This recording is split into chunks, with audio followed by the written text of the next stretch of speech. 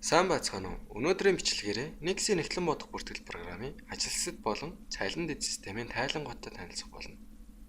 Эдгээр тайлангууд нь ажиллагсад болон цалин дэд системийн баруун дээд хэсэгт байрладаг. Тайлангууд мань харагдаж байна. Энэ тайлангуудтайгаа танилццгаая. Эхний тайлан нь эндээ 7 тайлан юм. Уг тайлангийн толгой хэсэг нь дараах байдлаар харагддаг. Тайлангийн толгой хэсэгт эхлээд тайланг бүрдүүлэх хугацааг зааж өгнө. Үүний дараагаар тайланг бүрдүүлж буй байгууллага зааж өгнө. Тайланг бүрдүүлэх хоёр төрлийн сонголт байгаа бөгөөд уг сонголтын аль нэгийг сонгож тайланг бүрдүүлнэ. Тайлангийн нүүр хуудсыг бүрдүүлж болно. Эсвэл гаргахгүй байсан ч болно. Тайлангаа бүрдүүлж үзцгээе. Тайлан маань дараах байдлаар харагддаг.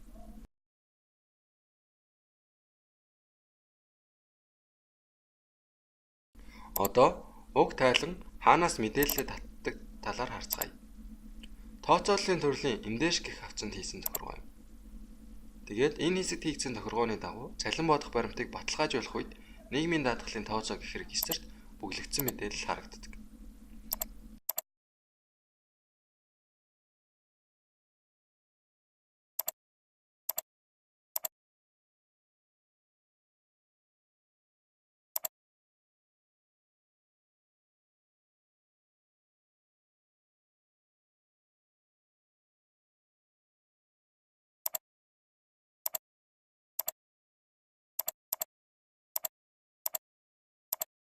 Дараагийн тайлан нь эндээ 8 тайлан.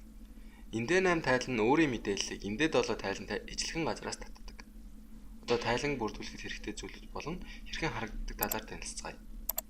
Эхлээд тайлангаа бүрдүүлэх хугацааг зааж өгнө. Дараа нь тайлан бүрдүүлэх байгууллага сонгож өгнө. Уг тайлан зөвхөн тодорхой ажилтнаар бүрдүүлэх боломжтой. Энэ хэсгийг хоос орхисон тохиолдолд бүх ажилчдын мэдээлэл бүглэгдэх болно.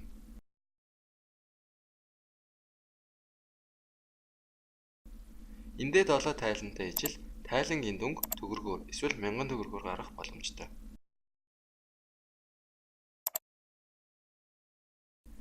Тайлан дараах байдлаар харагдаж байна.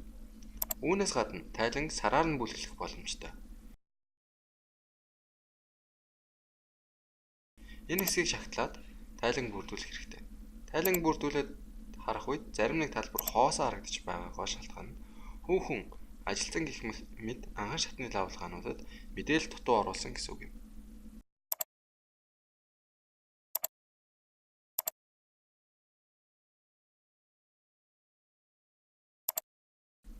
Дараагийн тайлан нь тэтэ 11 тайлан юм. Уг тайлан бүрдүүлэхийн тулд хугацаа, байгууллага болон дүнг тусгах аргыг зааж өгнө.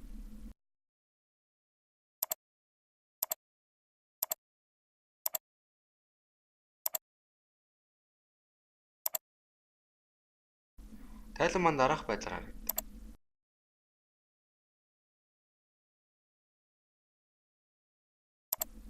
Тайлан мэдээллээ тооцооллын төрөл авалгааны хүүхний орлогын албан дотор гих хавцанд хийсэн тохиргооноос татдаг. Энэ хэсэгт хийгдсэн тохиргооны дагуу цалин бодох баримтыг баталгаажуулах үед хоотын тооцоо, хоот ноогдуулах гэх мэт регистрүүдүүд мэдээлэл бүглэгддэг.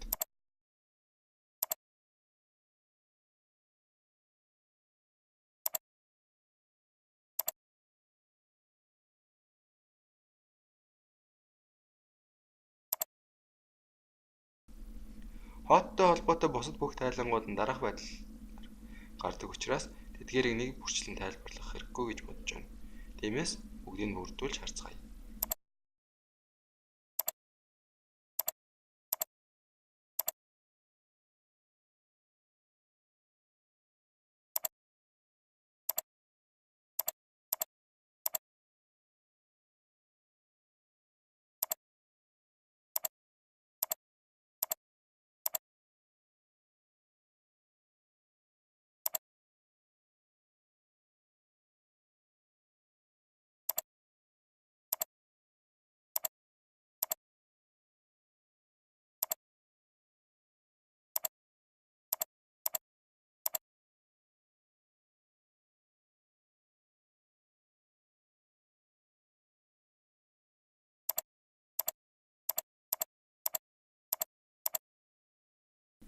Ажиглагсад дэд системийн дараагийн тайлан нь цэхээ нэг юм.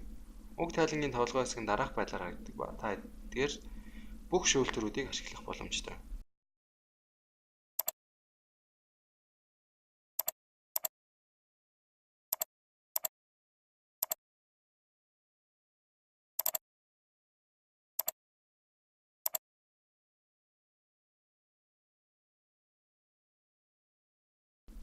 Дараагийн хоёр тайлан нь хөдөлмөрийн чадвараа алдсанд итгэмжтэй холбоотой тайлангууд юм. Мэдээж хэрэг тэдгээрийг бөглөхийн тулд эмнэлгийн хувцас гэх баримтыг үүсгэсэн байх хэрэгтэй.